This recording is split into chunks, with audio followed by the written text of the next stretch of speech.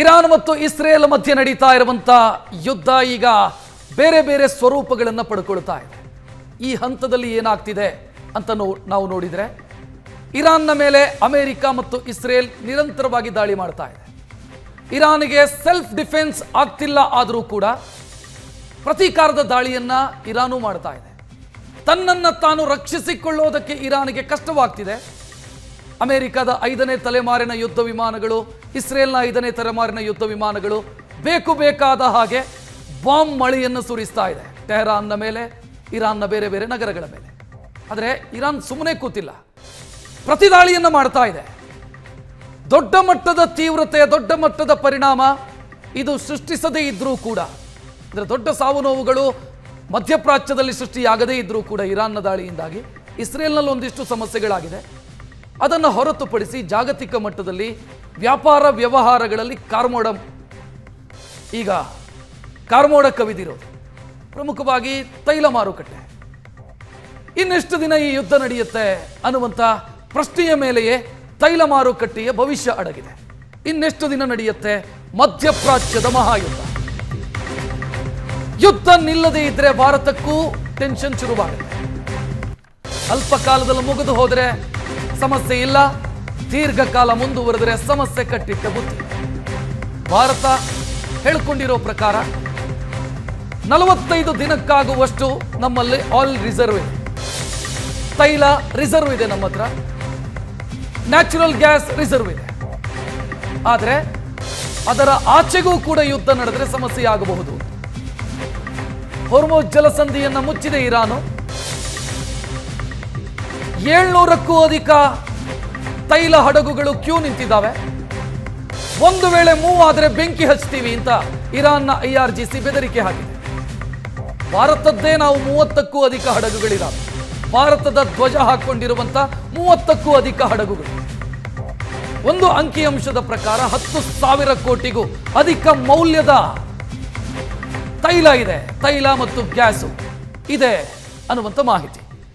ಈ ಹಂತಕ್ಕೆ ಸಮಸ್ಯೆ ಇಲ್ಲದೇ ಇದ್ರೂ ಕೂಡ ದೀರ್ಘಕಾಲ ಯುದ್ಧ ಮುಂದುವರಿದರೆ ಸಮಸ್ಯೆ ಆಗತ್ತೆ ಅನ್ನೋದು ಖಚಿತ. ಹೊರ್ಮುಜ್ ಜಲಸಂಧಿಯನ್ನ ಇರಾನ್ ಮುಚ್ಚಿರೋದು ಕೇವಲ ಭಾರತಕ್ಕಷ್ಟೇ ಸಮಸ್ಯೆ ಅಲ್ಲ, ಇಡೀ ಜಗತ್ತಿಗೆ ಸಮಸ್ಯೆ. ಯಾಕಂತಂದ್ರೆ ತೈಲ ವ್ಯವಹಾರದ 22% ಈ ಜಲಮಾರ್ಗವನ್ನೇ ಅವಲಂಬಿಸಿದೆ. ಭಾರತದ ಪಾಲಿಗೆ 40% ಅದು ಕ್ರೂಡ್ ಆಯಿಲ್ನ ವಿಚಾರದಲ್ಲಿ, ನ್ಯಾಚುರಲ್ ಗ್ಯಾಸ್ನ ವಿಚಾರದಲ್ಲಿ 50%. ಸೊ ಇಷ್ಟಿದ್ದಾಗ ಅಲ್ಲೇನೋ ಸಮಸ್ಯೆ ಆಯಿತು ಅಂತಂದ್ರೆ ಅದರ ಪರಿಣಾಮ ನಮಗೆ ಹಾಗೆ ಆಗತ್ತೆ. ಅದರ ಮುನ್ಸೂಚನೆ ಈಗ ಕಾಣ್ತಾ ಇರೋದು ತಾತ್ಕಾಲಿಕವಾಗಿ ಆಗಿಲ್ಲ, ದೀರ್ಘಾವಧಿಗೆ ಆಗಬಹುದು. ಇದರ ಜೊತೆಗೆ ಬೇರೆ ಬೇರೆ ದೇಶಗಳು ಕೂಡ ಯುದ್ಧಕ್ಕೆ ಪ್ರವೇಶಿಸಬಹುದಾ ಅನ್ನುವಂಥ ಆತಂಕ ಇದೆ. ಇರಾನಿಗೆ ಏನಾದರೂ ಬೆಂಬಲ ಬೇರೆ ಬೇರೆ ದೇಶಗಳಿಂದ ಸಿಗಬಹುದಾ? ಈ ಆತಂಕವೂ ಕೂಡ ಇದೆ. ಒಂದು ವೇಳೆ ಸಿಕ್ತು ಅಂತಾದ್ರೆ ಯುದ್ಧ ದೀರ್ಘಕಾಲಕ್ಕೆ ಮುಂದುವರಿಯುತ್ತೆ. ಈಗಿರುವಂಥ ಇರಾನ್ನ ಶಕ್ತಿ ಮಿಸೈಲ್ ಮತ್ತು ಡ್ರೋನ್ನಷ್ಟೇ. ಸೈನಿಕ ಕಾರ್ಯಾಚರಣೆಯನ್ನು ಮಾಡೋದಕ್ಕೆ ಸಾಧ್ಯ ಇಲ್ಲ. ಭೂಸೇನೆಯನ್ನು ಬಳಸಿ ಕಾರ್ಯಾಚರಣೆ ಮಾಡೋದಕ್ಕೆ ಈ ಹಂತದಲ್ಲಿ ಇಸ್ರೇಲ್ ಮತ್ತು ಇರಾನು ಗಡಿ ಹಂಚಿಕೊಂಡಿಲ್ಲ.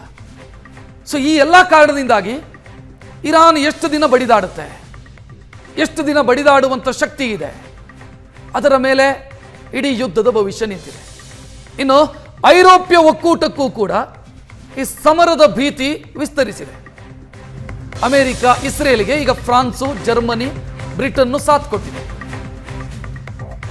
ದೊಡ್ಡ ಮಟ್ಟದ ಯುದ್ಧ ಆಗತ್ತಾ ಅಂತ ಆತಂಕ.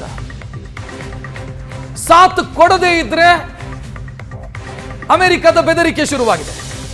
ಅದು ಸ್ಪೇನ್ ವಿರುದ್ಧ ಅಮೆರಿಕ ಗುಟುರು ಹಾಕ್ತು, ಎಲ್ಲ ವ್ಯಾಪಾರ ವ್ಯವಹಾರಗಳನ್ನು ಬಂದ್ ಮಾಡ್ತೀವಿ ಸ್ಪೇನ್ ಜೊತೆಗೆ ಅಂತ. ಯಾಕಂತಂದ್ರೆ ಅಲ್ಲಿರೋದು ಸೋಷಿಯಲಿಸ್ಟ್ ಸರ್ಕಾರ. ಅವರು ಏರ್ಬೇಸ್ ಅನ್ನು ಬಳಸೋದಕ್ಕೆ ಅವಕಾಶ ಕೊಡಲಿಲ್ಲ ಅಮೆರಿಕಾಗೆ. ಅಮೆರಿಕದ ಅಧ್ಯಕ್ಷರು ಸಿಟ್ಟಾಗ್ಬಿಟ್ರು.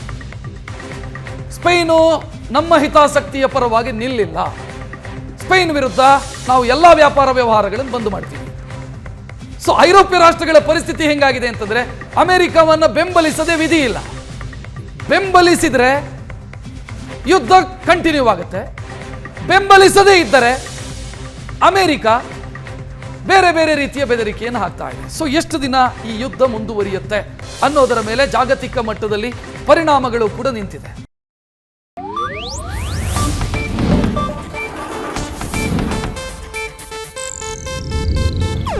ಇದು ಏಷ್ಯಾನೆಟ್ ನ್ಯೂಸ್ ನೆಟ್ವರ್ಕ್ ಪ್ರಸ್ತುತಿ.